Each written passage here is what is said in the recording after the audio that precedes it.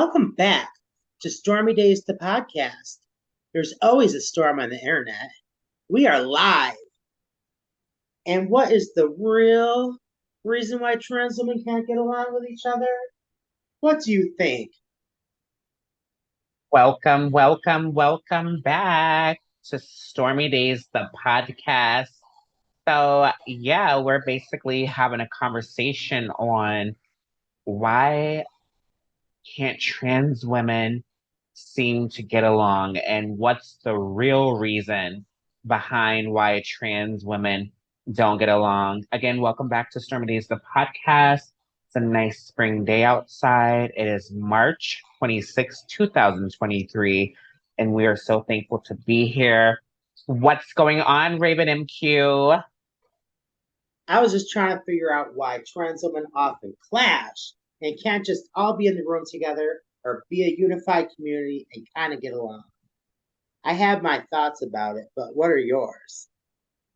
So earlier in the dialogue, when we met up, you had asked what were three reasons that you thought that I believed as to why trans women, particularly trans women of color, why they, are not able to really get along and what could be some of the reasonings.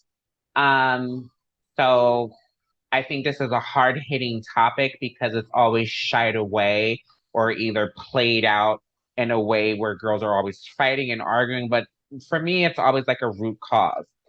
What is the root cause? Kind of like a tree. When you think of a tree, you have leaves and a big, tree trunk, and then there's roots. So, like, I feel like there's certain things that may be root causes as to why, women of color, trans women, transsexual women, femme queens, female figure identifying people of color cannot get along. And so, like, for me, I thought there was a couple of things that stood out for me, and I believe the first one that really stood out was probably like environmental, meaning, so like for example, let's say a trans woman transitioned in high school with girlfriends and friends from school, and they had that developmental mindset of being like a girl and living as a girl and having girlfriends and who believed in their friend and loving their friend and just having that connection between women and trans women.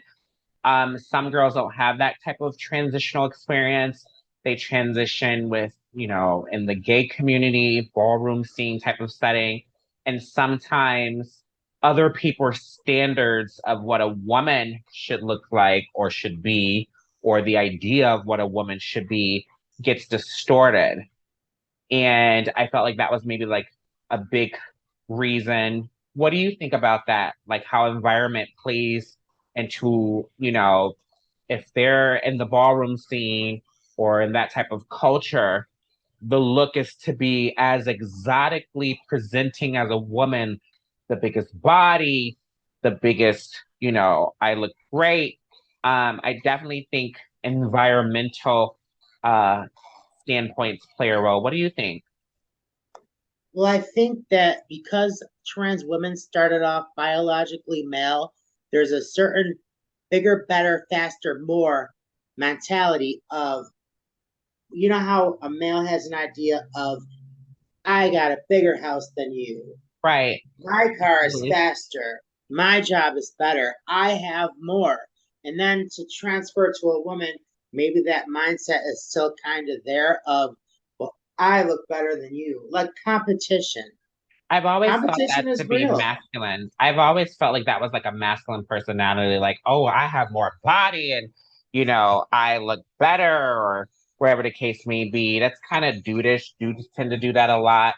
For me, like when I would grow up and when I transitioned, I did it in high school and I had some friends and when I used to see girls, yeah, girls have their thing where, they may if especially if it comes to a guy, may say I'm prettier than her. But for the most part, women don't necessarily compete in that arena because they know that they're women. And so women come with their own insecurities and their own beliefs about themselves. So they don't necessarily compete in that department. unless it's more or less about weight gain and wanting to lose weight. Whereas trans women, it's like I have to have the bigger breasts and I have to have the biggest hips and I look more like a woman and I this will lead into that second um what I believe there's maybe three things that could uh be the standpoint as to why trans women of color don't get along. It further leads into the next number two. Number one would be environmental, like maybe growing up in the ballroom scene opposed to some girls. It's really nice to have women who are there with you when you transition because you get that connection and that female energy, especially if you're transitioning sexes, not gender. So like transsexuals who change their sex and identify as the opposite sex opposed to gender roles or feelings. Um, so like I feel like it also, Raven and Q, I want to know what your thought is. Does that also kind of trickle on down to maybe mental health, like a dysmorphia about their body? Because there's so many different beautiful women and shapes and sizes and colors. So, like, why is it always the idea that a woman has to be bigger and better and my body and my breasts are bigger? Where do you think that really comes from?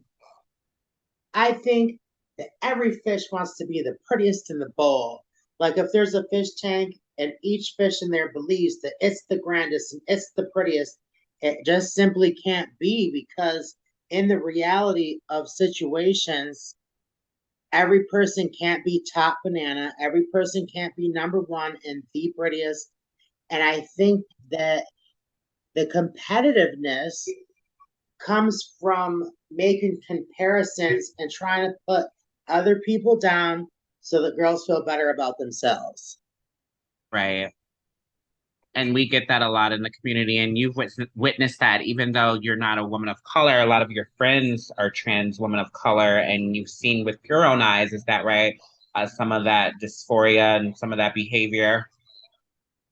Yeah, and it's almost like a hazing ritual where another girl comes along and all the other girls will be so mean to her just to try to like knock her down so that they could be on top and be top dog.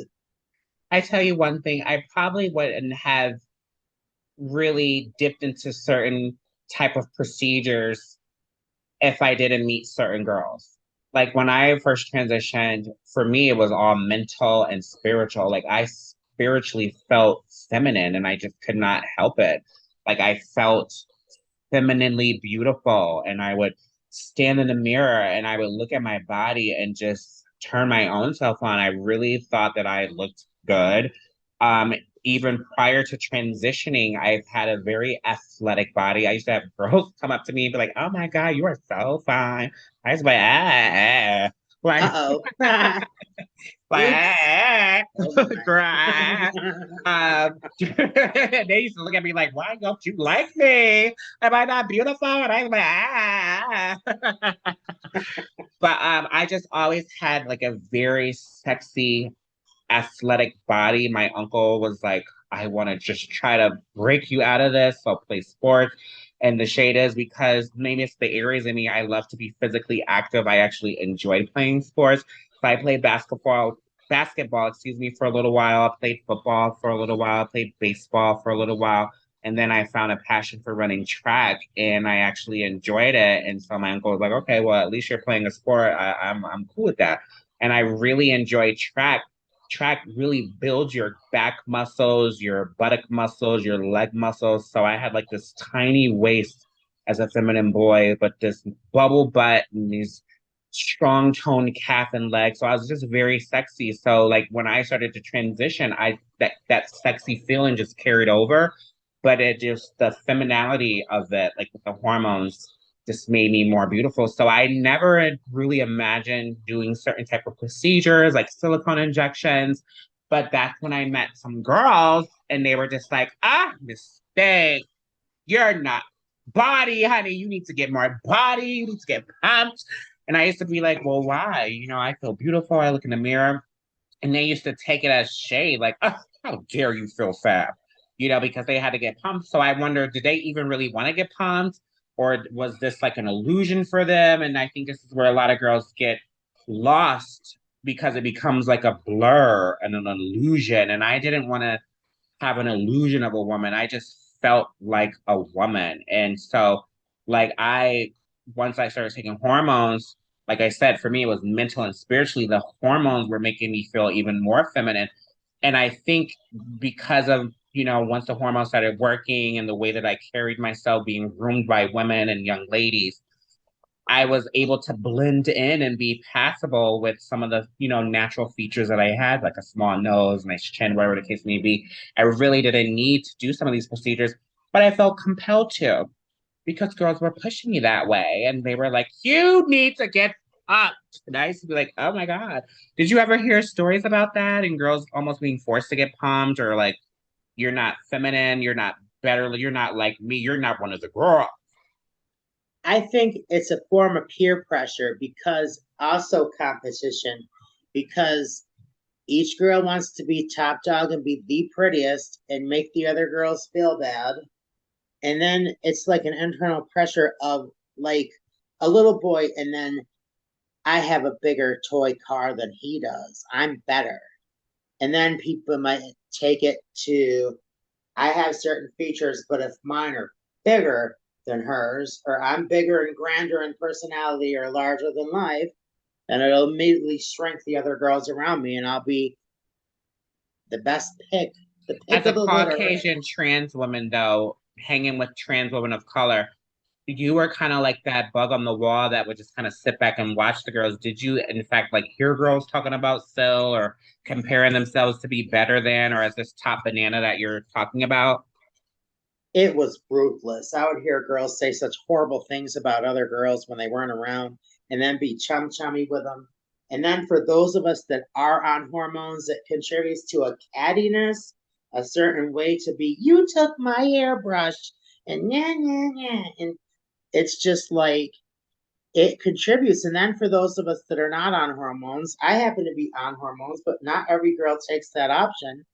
And it just makes comparisons and just attitudes, major attitude problems. Everyone wants to be the best. I think that's terrible because like when I first came on in the scene, I had like an open heart to just wanting to like be around the girls. And I remember I met one particular girl and I thought she was beautiful. She was a black girl like me, but there was just like a sense of disconnect. And oh girl, you will never be me. You will never be like me. And I didn't even want to be that person. As a matter of fact, like I've heard so many different stories about even their just I don't even want to get into it. This will be like a part two. But what I could tell you is I did not feel the love and support. And I think it also grooms other girls to not want to be loving and supporting. And then when the other younger girls come in, what they learn, they do to the other girls, because I've seen girls before me who were so rude to me and rude to other girls. I didn't necessarily do that. One thing I want the girls to know is I have all of my cell phones and I have receipts. I have girls who came to me for hormones. I've had girls begging me for hormones, begging me for the silicone lady number. I was going through my phone the other day, gagging at all the text messages that I saved and girls asking me where they can get hormones. And it's amazing how girls forget where they came from.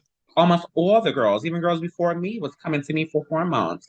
And I just felt like I was always that girl who wanted to support the girls, bring girls on, put girls on. I didn't like that cattiness, and that's one of the reasons why I didn't gravitate to the ballroom. Like I compete in other ways. How many college degrees do you have? How many jobs have you had? What's your resume look like? How marketable are you? Like when I think of competition, that's the kind of stuff I think about. I don't think about like, oh, Miss Thing, my body's giving you give. Like I don't care about all that because everybody could, put on a waist trainer and some shapers and we can all look beautiful. So I never understood that mentality. And I think it manifested in their head that she thinks she's better. And I never thought that. I just didn't like that kind of life or behavior.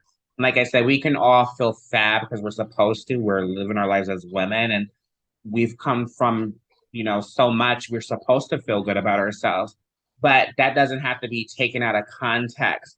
And that's where it goes back to that mental disorder of dysmorphia regarding their body and the idea of what a woman's supposed to look like. You're supposed to, when you transition from your your spirit and how your spirit is guiding you. And if you want to be a woman who's more exotic and your spirit is desiring that, do that if that's what you want to look like. I am not against any girl wanting to, explore her look. Women do it all the time. I mean, some girls take it too far. Look at Little Cab. Um, but But at what point does it become an exaggeration of women? Like very exaggerated and almost cartoonish, like we're almost competing with women and other trans there is women a to be lot the of cartoon looking sexiest. girls. They be very exaggerated, and I just be low key like, okay, girl, like you're taking it to the next level. Even some girls who wear pads, I be like, girl, you can really spook that those are pads. Like some girls do it for a little bit of enhance, and then some girls take it too far. Like I said, it all goes back to that dysmorphia behavior. Now, for me, I had dysmorphia, but in a different way when I had body dysmorphic like personality traits. It was more or less because I was so athletic. I hated my arms. I was giving you very much China from wrestling. Like that bodybuilder woman look, and I didn't want to look like that. I wanted to look like how my aunts looked and how some of the women in my family look. That natural pear shaped, round, beautiful hips, small waist, a bit on the plus side, but the waist is small. Like some of the women in my family are plus size women, but their waists are still small and their arms are big, and nice sized breasts. That's the kind of look that I was going for and wanted to look like, and that's how I look like today.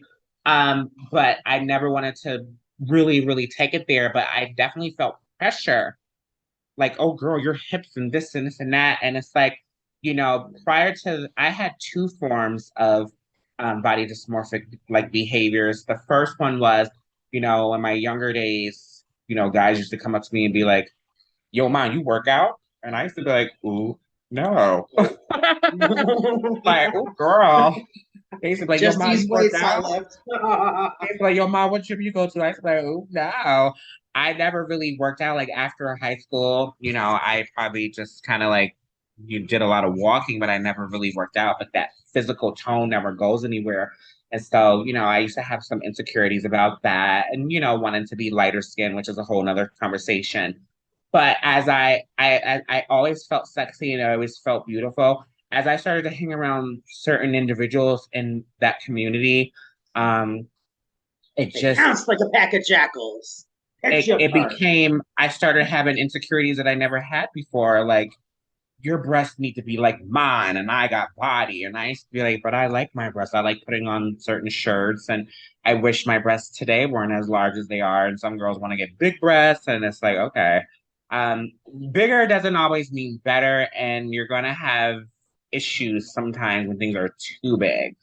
And so, for me, it's environmental. The second one would be, you know, that dysmorphia, behavior, personality trait. And then I think a third incident, or what contributes to trans women not getting along, has to do with the industry that the girls are in. Some girls are working girls. They, make their coins with, variety of websites. For me, I there was only a few websites that I worked on, and I'll just keep it all the way real. I'm going to be writing a book about some of the stuff that I went through and just different things. But I, have ventured that world and did Craigslist and Eros. Some of the websites that I see today, I would never even imagine, because they're just ratchet. But some girls, that's their bread and butter, and I feel like that contributes to girls not liking each other because, oh, Miss Thing, you're trying to make a coin. Let me flag your ad. Or girls will be very much, let's go out of town. And when you go out of town, you get the room. Oh, Miss Thing, get out the room. I got a date coming. And the girls would just go at each other. And I used to low key gag, like one of my girlfriends called me and was like, how one of her girlfriends kicked her out of the room and they went on the room together. Then they didn't want to let her back in the room. And I was like, I never had those kind of experiences. Like when me and my daughter used to go on tour, my daughter would be like, Mom, go in the closet, go in the bathroom. And I was like, girl, what does it take? I go in the bathroom. She let Miss Thing pay it. Miss Thing, I'll just give him a wash back, girl, go in the bathroom. Like we never did that to each other. And that's why sometimes it was hard for me to relate to certain girls because they could be cutthroat, especially when it comes to getting their coin. And if you think about it, imagine there's 10 trans women in a room, and every single one of us think I'm the queen bitch. You're all gonna bow down to me. And then it's kind of like if everyone thinks that, everyone in the room can't possibly be the leader and the most fabulous and the greatest and the biggest and the most feminine.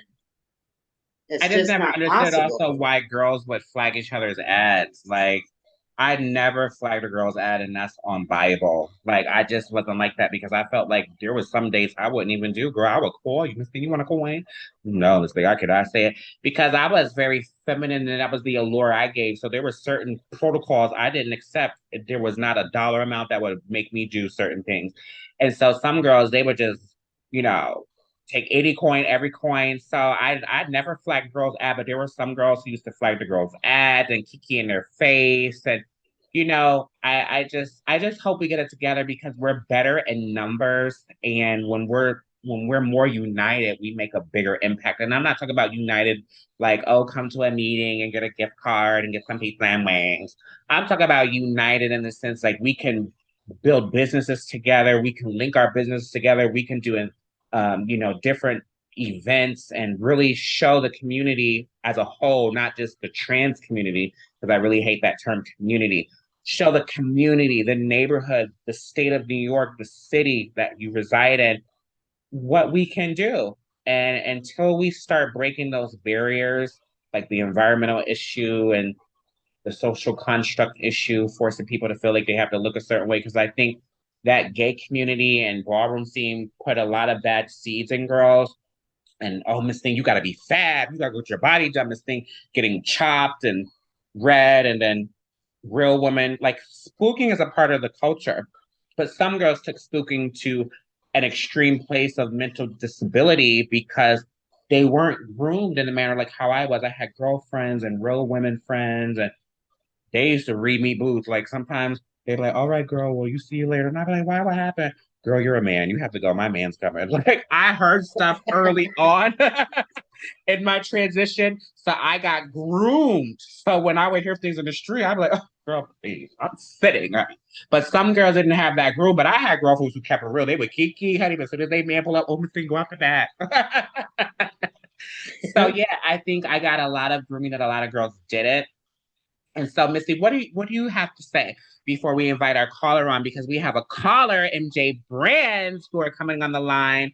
Uh, Tell me if you have any final words about this conversation. I think we have to have confidence in ourselves to know that we're great, but also want to be able to network and want to be able to be realistic about being cool with other people. It's hard because of the clash and because of the power struggles. But at the same time, if each one of us would a little bit try to consider how other girls feel, it would be a lot nicer of a place than this ruthless pack of hyenas that are all fighting over the last piece of meat. Well, we got MJBRANDZ coming on the line to discuss her feeling about a trans woman getting awarded the Courage Woman Award on International Women's Day and further discuss this terminology of cisgender. It almost sounds like they're transgender. Like the word biological is being eradicated and now they're cisgender. So we're all transgender. I'm transgender. She's cisgender. It's just, we want to have another take. So let's get ready to invite MJBRANDZ on the line and we'll be right back.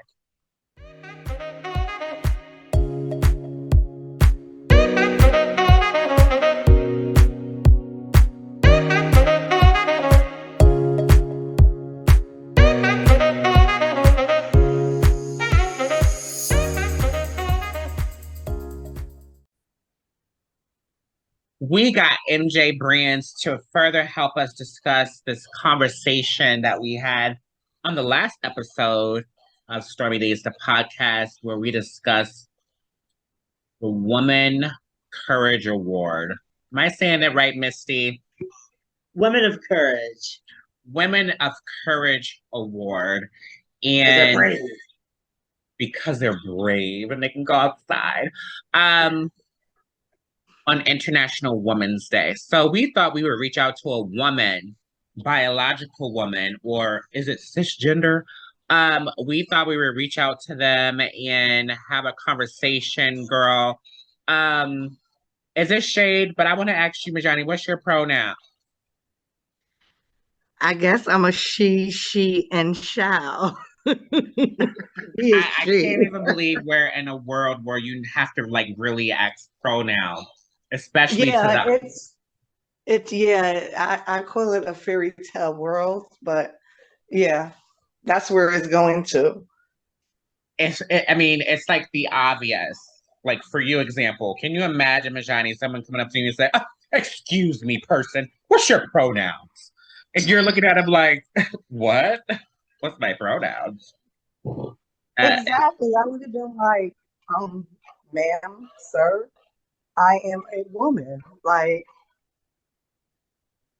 it's really getting out of hand. So my question to you, MJ, um, how did you feel when you heard the news of a woman being awarded the Women's Courage Award on International Women's Day?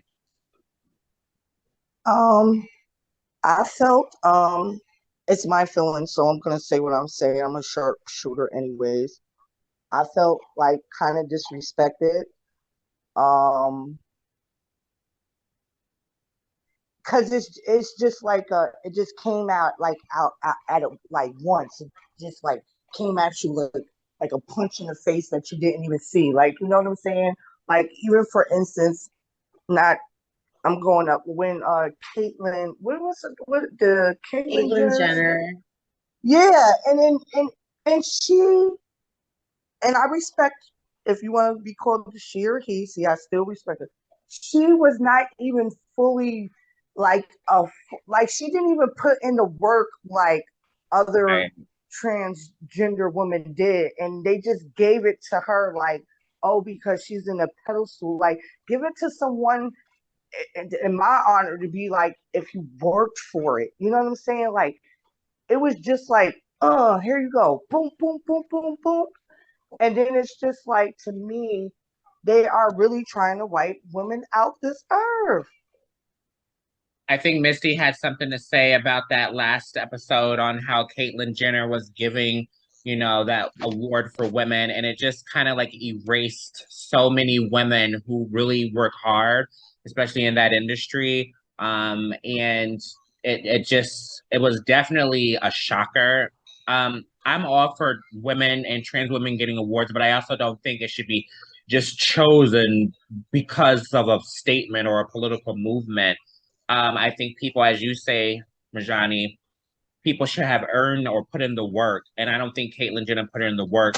I don't know this other person that had got the award, Miss Alba Rueda, or really what they do. But as I mentioned on the last episode, I felt like they could have gave it to another party. Please check out the last episode of Stormy Daez, the podcast, so you can catch up on where we're going. But I just felt like, wow, so many other women deserve that who are international, who live right here in this country. And I just didn't understand that. So back to, the trans woman getting that courage award. You said you felt like it was a punch in the face. Why did you feel that way? Um, because it's an honor to a woman. I feel like if you're gonna do something, I might get shunned for this. I think people should have categories. That's what you have categories for. We always had categories at the beginning of the time. And if you do, this could be trans, woman of the best and whatever, but as just taking like a woman. But it's not even that. It's the flip side of society. What do you call it? Like a double sword, how they put things where they can execute it better. To me, it's mad sloppy all over. Um, like the LGBT community versus women. Like I said, they want to call us cisgenders. They want to call us breeders. Like, are you serious? So you Or taking a chest feeders. yeah, they're chest feeders.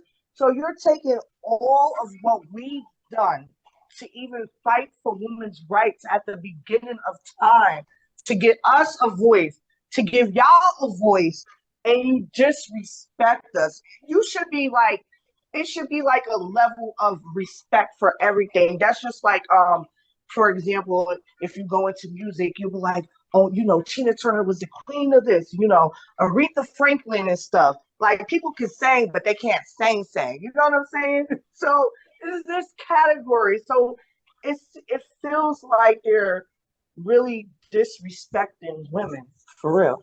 To me, I kind of I'm definitely saying low it, key my did. feelings, nobody else but mine. I definitely felt like, wow, you know, it was a little too soon for Caitlyn Jenner.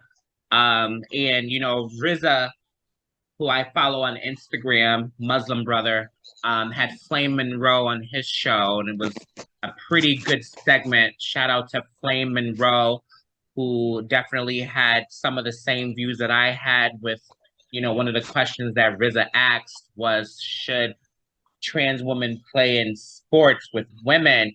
And as I mentioned, my first answer would be no, and then I Mine scaled will be no too. I and then I agree. would scale down to case by case. And the only reason why I say case by case is because if there is a trans woman, young girl, young lady who transitioned like I did, like at the age of 17, 18, some even transitioned early. I met a young lady, Yolanda, who, you know, took her life away. She transitioned at 14. So if you transition that young and you have muscle tone that's feminine, it could be a case by case basis.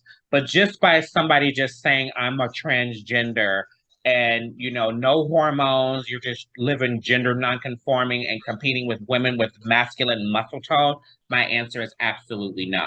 It's not fair. It's not right. Do you agree, Misty, or do you contradict what I'm saying?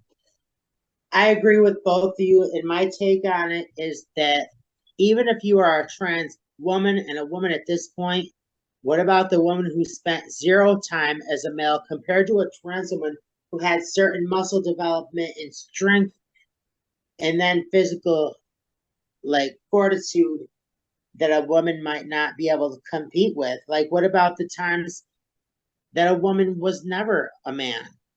And then there's trans women that have been male, but then transferred to being female, but the muscle tone and some of that testosterone would still be there from before, right? Well, exactly. There's examples of, you know, the swimmers, the track runners, they have competed and they went from, they've been number one for years and then they just came on the court and just swiped it away. So they know, like, scientifically, you, it's just there. It's a fact. And I'm so mad that now that they're trying to change a fact to their opinion on what they should be. I don't care about people being free. You can do what you want, be who you are, but if someone does not align on what you want in life, it's okay. It Definitely. shouldn't turn into, oh my God, they're homophobic. Or, you know what I'm saying? Because I had, Cancel like I culture. said, for example, go ahead. I was saying cancel culture. Yes, cancel culture. Like for instance, everybody like you know me, Storm. We grew up together. I was never a judgmental person. I encouraged everything that you did to your stepping stone until now. And I never discouraged you or made you feel any type of way because it was what do you call it, natural and organic love. I don't know why people can't just be organic to things instead of shoving it down your throat and saying, if you don't agree with me, then you're wrong.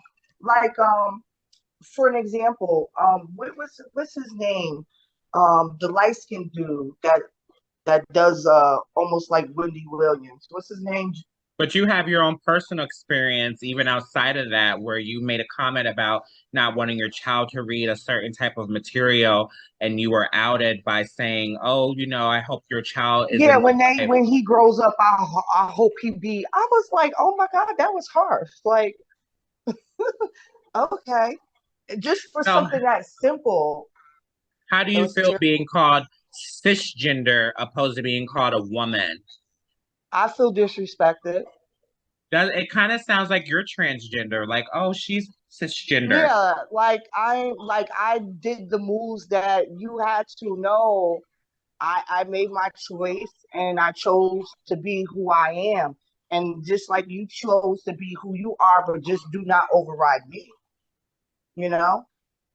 Misty, And what's that's your why I thoughts say a lot on of things are what's your turning mhm, from facts to opinions. It's not even a fact anymore. trust the science, as they always say? Misty, what's your opinion on the term cisgender? I think it's kind of peculiar because it makes a point of it being something different. If male and female are here and then we say, oh, you're cisgender, it makes it sound like an oddity, like they're trying to like make it different somehow. I think the term cisgender is disturbing. Like when I first heard it, I was actually being corrected. I was at a medical facility and there was some type of group and we were having discussions and I was making a statement about, as a transsexual woman that I am, it's obvious that I know that I would never be a woman, and I know that. And I was saying, with biological women, and the person was like cisgender, and I was like, okay. And I started continuing my speech, and I was like, and because of biological woman, and she's like cisgender, and I was like, what is a cisgender? And she was like, that's what we call women and men. I was like, I've never heard that before. I don't even know what that means, cisgender. And then how is it, and it's mad disrespectful to even call a male a cis? He's a Right, man. like, hey, True, sis, like a cisgender sissy. male. Hey, sis, like you're taking the masculinity of men, and then what is going on? Yeah, they bugging. Mm-hmm. Yeah. Right, cisgender male, cis. Right. Cisgender male. Like a man is a man, a woman is a woman, and then whatever comes after that is what it is. Just pick a title on it. Do not try to inflect with a certain individual. It's almost like you're talking about cancer and you're talking about AIDS. Those are two different fucking subjects. Oh, sorry for cursing. You can't put Oh, two and God. two together. It does not make one. And Right. plus, it seems like they're trying to make a distinction, like to almost make it so everyone's in a category or some kind of thing under the umbrella. Everyone has to be some distinction, some different kind of oddity. Well, that's usually If how it's like science, that, they need to start doing that with law. that's Like, usually how science works and how systems work. When they're categorized, it's easier to depict, even to the point of controlling. These groups, that groups, this community, that community, and that's why I said I don't necessarily like that term community. I'm more like of a Martin Luther King type of thinker.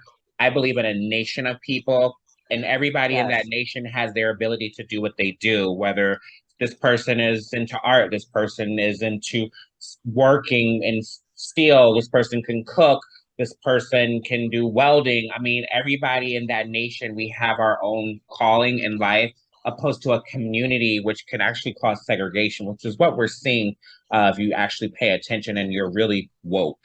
Um, you know, so I encourage people to get really woke and not the political woke, and actually really see what's being done with our communities and the segregations that's really happening. Because even by putting women in a category, and I understand what you have mentioned about categories, it's like making you segregated from us as trans women. Like we're not, we will never be women, but we need your support and we need you to And help that's us the in so thing many about it areas. is women always will give y'all support. We've been giving y'all support since not even before it's been four letters. Lesbian,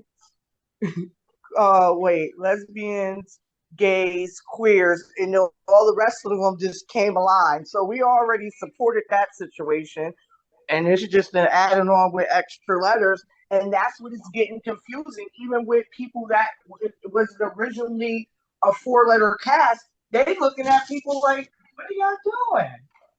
Well, I It could just be learned so today. simple if it wasn't a mix of too much chaos, and it's chaos to me. I just learned today from Raven MQ about now we have another add-on. It's LGBTQIA2. Number two. Okay, see what is going on? Two-spirited. Like, this is too much. It's too much. I'm sorry. It really is too much. Things could be explained simple, but why do people want to make it chaos? It's like, more for an example, like, remember when we was going to school and, 2+2 is 4, and then when you went to college, they wanted to go 2+2 is 4 times by the times of 10 times and the speed of this, but they could have explained it more easier, but they wanted to make it more difficult, because if you went to like a tutor, they explain it, and I'd be like, why didn't they just explain it to me just like this? They were like, I don't know, but I know the reason why they didn't know. They wanted to mock certain type of people from getting education, so they'll just do it a difficult fucking way. Oh, sorry for my cursing. To just do extra stuff, and it doesn't even happen. And I always say, things could be so simple. Well, that's our take on cisgender, and I just find that to be a disturbing terminology. I do like biological woman, biological male, and I'm not so in the community that I feel like we need to change things what are natural and organic. If we are to trust the science, then we need to trust that women are biologically women and men are biologically male and trans people are biologically trans. If you're taking hormones and you're living your life, I mean, if you did a bio makeup of yourself, you will be a biological trans woman. I mean, it's okay, and everything's gonna be all right. So I just hope that we can learn to be more cohesive, because bridging the gap between trans women and women is so important. And I feel like it's almost like a divide when you start having, all these different communities and dialects of people. And I do know that there was a documentary that came out not too long ago, and a lot of women, trans women, especially trans women of color, feel like the T should be separate from LGBT community, because a lot of trans women, transsexuals, don't really identify with being a transsexual. A lot of times, for example, for me, I was taught that the term transgender or transsexual was like a metamorphosis. So you are a transsexual and you transition to whichever sex that you desire to live your life. And then once you get to that desired sex, you live your life as that sex, And so it's very hard when people are constantly reminding you, I'm trans and we got to protect trans and trans. It's almost confusing, because it's like, when do you get to that part where you're living the life of the role of the sex that you're choosing to live? And I understand that we're in this new woke era where people are living in genders, but even if you live in a gender, you still have a sex, and you need to make sure that you're safe. And especially when you go in certain spaces and you're saying that you're a particular sex, because it can be dangerous. And that's where the lines get a little drawn for me. And it's like, we have to stop identifying as genders and start identifying as a sex, because and there's so many of us trans women, we mutually agree you're either a man or a woman, or a trans man or a trans woman, and the line gets drawn for me there. For other people, it may not, and that's okay. And I'm learning. Just because it gets drawn there doesn't mean I can't appreciate what people are and who people are. But for me, my personal morals, that's where the line gets drawn. I support everyone. I love everyone, and I think everyone has a right to live their life. However, the line gets drawn for me at that point.